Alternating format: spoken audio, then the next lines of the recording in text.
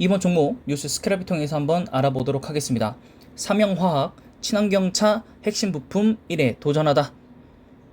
인버터 및 콘덴서용 초박막 커패시터 필름은 일본에서 독점하다시피 하고 있는데, 이거를 삼영화학에서 300억 원 투자해서 설비를 새로 들이기로 했다고 합니다. 이 결정은 미래의 친환경 전기 수소차의 시장의 성장에 대비한 결정이라고 합니다. 2배가량의 규모로 늘렸고 2022년도까지, 그러니까 내년이죠. 내년까지 설비를 완료를 하고 그 다음부터는 훨씬 더 많이 늘어날 거라고 합니다. 근데 국내에서 유일하게 삼영화학이 이걸 맡고 있고요. 이걸 이제 알았네. 생산이 까다로워서 현재 일본 도레이가 독점은 하고 있습니다만 지금 빠르게 치고 올라오고 있는 중이라고 봅니다. 자, 요거 커패시터 필름에 대해서 설명을 하면, 얼마나 얇은 두께의 필름을 고온에서 내전압성과 내열성 그리고 높은 수율로 생산할 수 있는가 관건인데, 친환경 초박막인 2.3 미크론까지 개발을 했고요. 삼영화학에서 콘덴서 업체의 신뢰성과 열 충격 시험을 실시하고 있다고 합니다. 최근에 이런 테스트를 통과했다고 하고요. 이번에 쓰일 증설 자금에는 유상증자 없이 진행을 한다고 합니다. 하지만 매출이 혹은 수익이 그렇게 빨리 나지 않으면 사실 유상증자를 할 수도 있기는 합니다.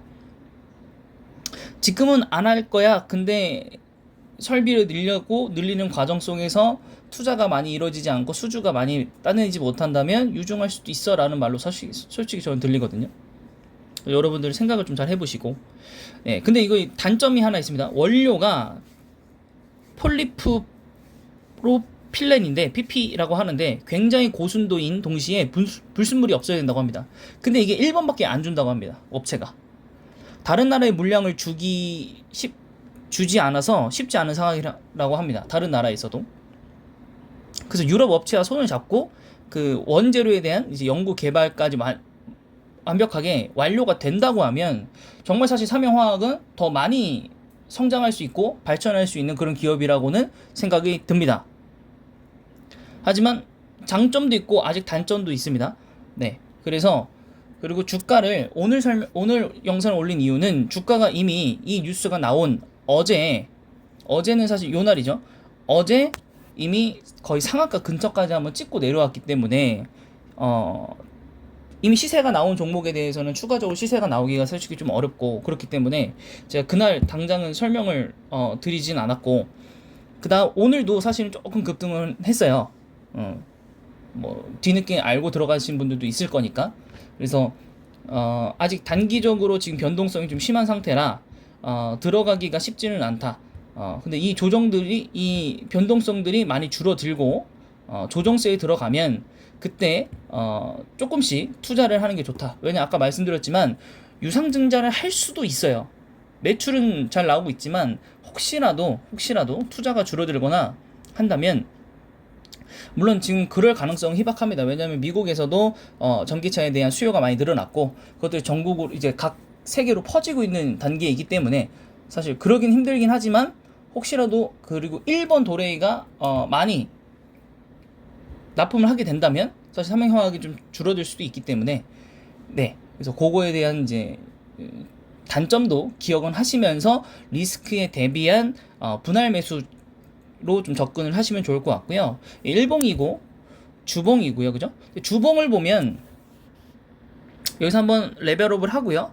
계단식을 한번 N자로 올라갔다가 한번 내려오고, 올라갔다가 다시 한번 내려오고, 쭉 올라가고 있는 중이긴 하거든요. 그 상승폭이 조금 커졌어요. 그쵸? 근데 그래도 좀 나중에 하반기에 좀 줄어들지 않을까? 왜냐면 설비가 어쨌든 간에 22년도에 연말에 완성되기 때문에 이게 장기적으로 봐야 되지 않겠습니까, 여러분들? 네. 장기적으로 봐도 사실 꽤 많이 늘어났어요.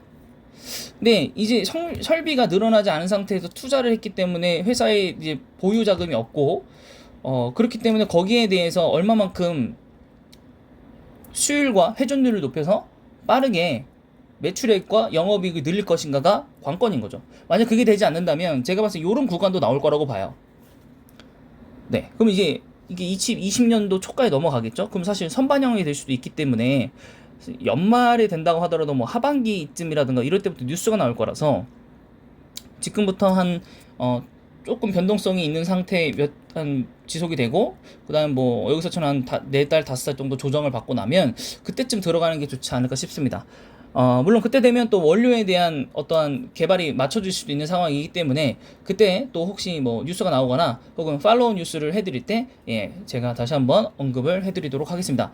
지금은 삼형화학 화제가 됐지? 요 정도만 아시면 될 것 같고요. 아직 기업도 1200억 시가총액이라서 조금은 소형 회사라 조금 위험한 경향도 아직은 있고요. 네, 액면가가 500원이고 외국인 소진율은 1.88%입니다. 넘어가겠습니다. 네. 보시면 적자였어요. 적자폭이 줄어들었고 흑자를 냈어요. 코로나 상황임에도 불구하고, 물론 이때가 코로나였기 때문에 좀 많이 떨어지면서 상승의 회복이고, 올해가 이제 얼마큼 찍히는지가 사실 전 중요할 거라 생각합니다. 올해가 얼마 찍히는지, 혹은 2분기, 3분기까지도 전 봐야 된다고 봅니다. 물론 전기차랑 엮여 있기 때문에, 관련 테마이기 때문에 급등을 또 할 수 있으나 그때 따라서 들어가진 말고 좀 생각을 하고, 만약에 놓치면 그냥 놓친 대로 냅두자 라는 생각을 갖고 있습니다. 네, 그래서 이번 종목 삼형화학이었습니다. 구독과 좋아요.